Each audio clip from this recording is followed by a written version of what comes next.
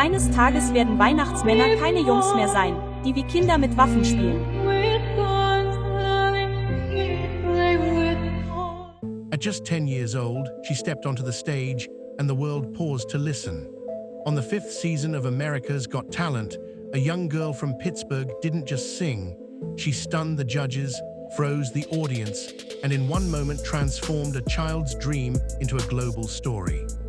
That girl was Jackie Evancho, and today we trace the extraordinary arc of her rise. From a prodigy audition to controversy, reinvention, and the comeback that reminded the industry that voices like hers don't fade, they evolve. In this report, we'll walk through the audition that lit the fuse, the meteoric success that followed, the pressures of growing up in the spotlight, the choices that stirred headlines, the reinvention phase away from youthful fame, and finally, the legacy of that one AGT moment in a new light. Stay with me as we uncover how a small-town girl with a monumental voice became part of pop culture lore. When the microphone rose and the lights dimmed, nobody expected what came next. A 10-year-old singing a full classical aria with poise far beyond her years. Jackie Evancho, born April 9, 2000 in Pittsburgh, Pennsylvania, had been quietly honing her craft long before the cameras rolled. The turning point came in 2010 when she auditioned for America's Got Talent, performing "Oh Mio Babino Caro." The judges were visibly shaken. Some wondered if the performance was pre-recorded. Jackie proved it was live by executing an impromptu vocal exercise just to silence doubt. In just a few minutes, she rewrote the script for young performers in talent shows. This was no gimmick, no novelty act. This was something rare. Her performance exploded across social media and YouTube, sparking a wave of interest in classical crossover, singing from an unexpected source. By the time the quarterfinals rolled around, she was no longer just a contestant. She was an event. And yet even then, the question loomed. Could a child handle what success might bring? But that question would be answered sooner than anyone expected. With the spotlight locked on, Jackie's career didn't ease into fame, it launched. Following her AGT run, Jackie Evancho released the independent album Prelude to a Dream, originally issued in 2009, which vaulted onto the Billboard 200 and Classical Albums chart after her TV appearance. Soon, she became the youngest solo artist in US history to go platinum with her EP, Oh Holy Night. These milestones came with the attendant marketing machine, record label contracts, worldwide media appearances, and a schedule that would overwhelm many adult artists. Jackie's voice, lauded as bell-like and pure as a dozen angels singing in unison, drew both admiration and high expectations. Behind the scenes, though, the equation wasn't simple. The 10-year-old now had to navigate touring, interviews, and public scrutiny, all while still growing up. Every note she hit was dissected by critics and fans alike.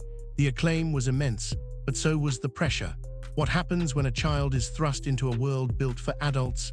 Jackie would face that reality in full, testing not only her voice, but her resilience.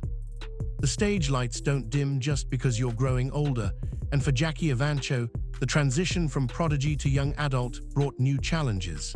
By her early teens, her voice was evolving, her image shifting, and the industry's appetite for novelty was fading. Critics praised her extraordinary control, yet questioned whether emotional authenticity matched technical perfection. While her voice remained exceptional, the demand had shifted. Audiences wanted more than wow moments, they wanted connection. Jackie responded by branching into Broadway-style covers, original work, and concert appearances that aimed to reflect her evolving identity. She left behind the label of child soprano sensation and attempted to define who she was as an artist in her own right. Still, growing up in public is rarely smooth. The pressure to maintain a youthful image while gaining maturity, to protect a classified brand while becoming your own person, these tensions weighed heavily. Yet in the midst of that, Jackie held on to the voice that launched her, but now she needed a story, a purpose, and a voice that told more than just notes. Fame brings opportunities, and sometimes they come with unexpected strings attached. In January 2017, Jackie Evancho accepted the invitation to sing the US national anthem at the presidential inauguration of Donald Trump. What seemed like another impressive credential turned into a moment of reckoning. Later, she'd reveal she had a bad gut feeling about the decision, acknowledging that despite assurances it was apolitical, her instincts told her otherwise. The choice ignited commentary. How much control did a teenage performer have over such engagements? How much does one-way career exposure against personal values? In the months that followed, Jackie made clear that the moment had shifted her. She remarked publicly that if you sense something is off and your team still pushes you, it might be time to step back. These were not just stage lessons, they were life lessons. In the glare of headlines, Jackie emerged more reflective.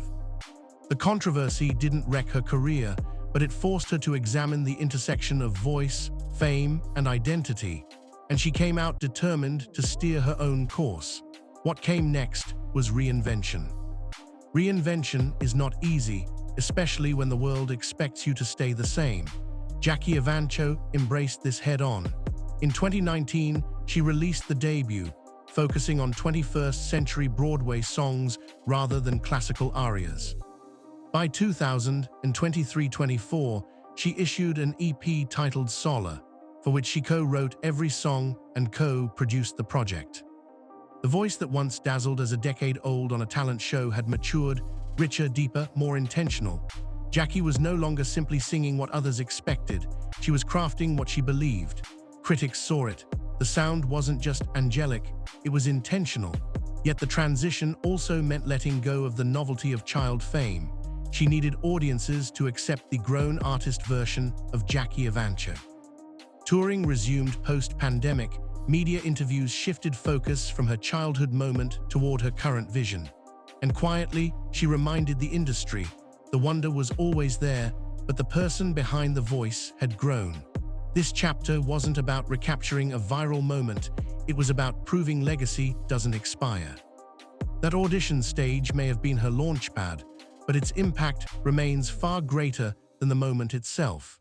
Jackie Evancho's 2010 AGT performance is still cited among the most memorable in the show's history. Her story reshaped the narrative around young talent in major competitions, that children can sing at levels previously reserved for adults, and that public reaction doesn't always match results, despite her finishing runner-up.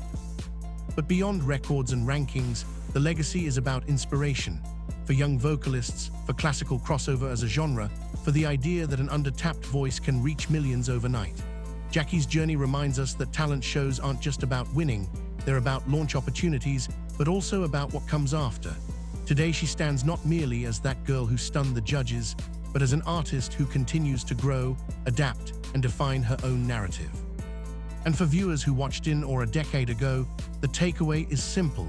The stage may spark the story, but the real tale lies in the years that follow. From a 10-year-old enthralling millions on national television to a mature artist shaping her own legacy, Jackie Evancho's story is far more than a talent show arc. It's a lesson in voice, choice, and perseverance. She walked into the spotlight as a prodigy, but emerged as a singer who understands the value of authenticity, timing, and evolution. When a child captivates the public with a voice too big for age, the real test doesn't end on stage. It begins after the applause fades. Jackie's journey reminds us that the bravest part wasn't hitting the high note, it was daring to keep singing long after. What do you think now? Did she deserve to win? Should talent shows measure beyond the performance night? Leave your thoughts in the comments, and if you enjoyed this story, feel free to like, subscribe, and stay tuned for our next deep dive.